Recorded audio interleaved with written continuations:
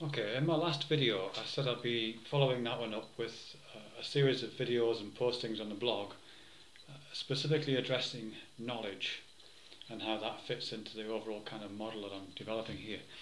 But unfortunately I think I need to do something else first, which is just add a little bit to the discussion about perception, object manipulation and bodily movement that I'd been working on in the last couple of videos prior to that. I think what I didn't quite get to with that, I didn't flesh out sufficiently, was the idea that these components, these sources of conceptual metaphor grounded in totally embodied experience, aren't separate. They're connected, they overlap, and they form an interrelated package. And it's that interrelated package, really, which I want to, what is sometimes called a schema or a paradigm, that I want to use to compare knowledge to, or to plug the notion of knowledge into and see if I can analyse it in terms of that schema. Okay, so I'll be reading this, so we'll see how that one goes. Okay, as I've noted elsewhere, the different capacities that Mark Johnson indicates as allowing meaning and thought to emerge, that is, perception, manipulation and bodily movement, cannot be entirely disentangled from one another, or indeed from the capacity of space, which also acts as a conceptual metaphor for the organisation of this thought and meaning. It's much more the case that these capacities work together, and in this working together an enriched and integrated vocabulary of embodied information is produced that might then lend structure to meaningful thinking. So, for example, the faculty of visual perception does not operate on its own, separate from the space in which that vision takes place, or from the objects and entities upon which it falls.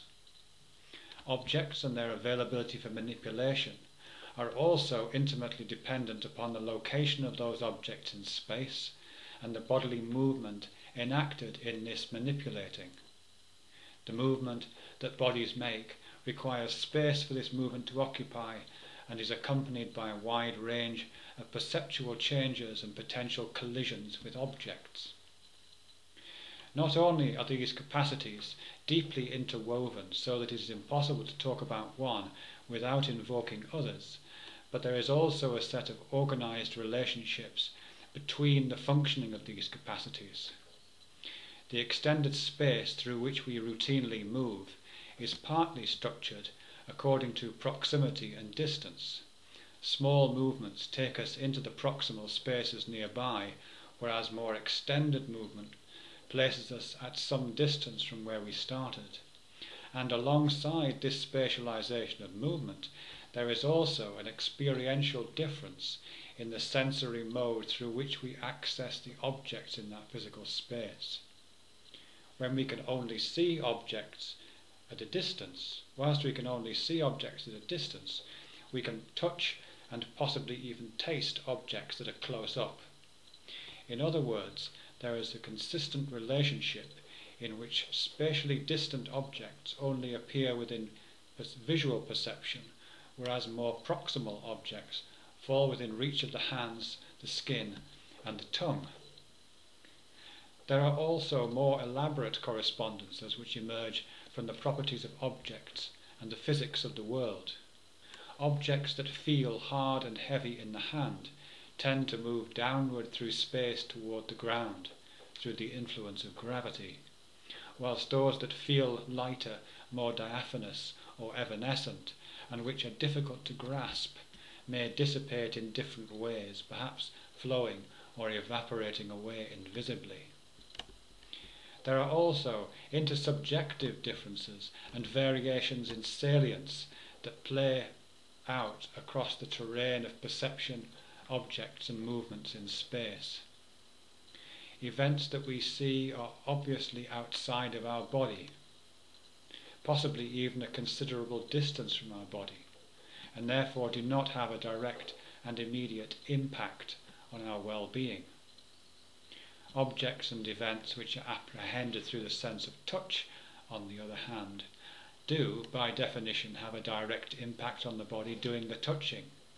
They are in extreme proximity to that body and are likely to have a much greater significance for the person touched than for someone else who is not in contact with the object. Touching a flame causes a significantly different response than seeing one. Visualized objects are usually also visible to other people, existing in interpersonal shared space, which means that objects apprehended visually are likely to have similar significance for all viewers. Seeing a tiger is likely to cause anyone in visible range to run away. Touching is not only up close, but it is also usually personal and cannot be adequately shared. Those objects that we put inside ourselves and which appear only as tastes are removed from interpersonal space entirely. They can neither be manipulated nor moved around, nor are they entirely separable from ourselves. These completely embodied ontological differences and relations of difference suggests that there is a structured and organized set of variations in experience. These include the perceptual sense that is primarily used to access that experience, corresponding differences in the proximity of the stimulus to the body, the substantiality of the stimulus, whether it's hard or soft, heavy or light, and the degree to which an experience is shared among a number of experiences, and many other different correspondences and interrelationships between these different aspects of perceiving, moving, manipulating objects, occupying space. What I would like to argue is that the complex network of relations not only describes the organization of lived experience in the physical world, but also provides a template for the organization of abstract thought. This is the theme that I'd like to develop by considering how the abstract idea of knowledge might exist within this network, and how variations in our use of the term might be seen to map differently across it. Okay, that's all I've got written there. So basically what I'm saying is all the stuff I talked about earlier on kind of derived from the Mark Johnson quote to do with perception and objects and bodily movement.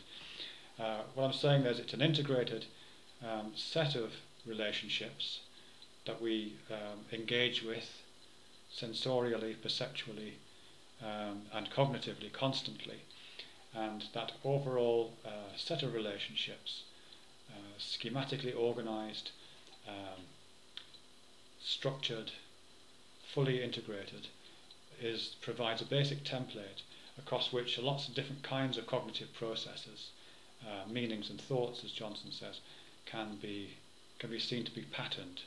And what I want to argue, I really do want to argue that in the next couple of videos, is that this idea of knowledge, and what we mean when we say knowledge in all its forms, is part of that patterning and can be analysed in terms of the makeup and the structure of that matrix of interrelated ideas. Okay. I think there might be some funny noises on this video, by the way. When I was scrolling down here I could hear pings in my headphones, and they've probably gone to the soundtrack, so I won't edit them out. If they're there, they're there. So thanks very much for watching and listening.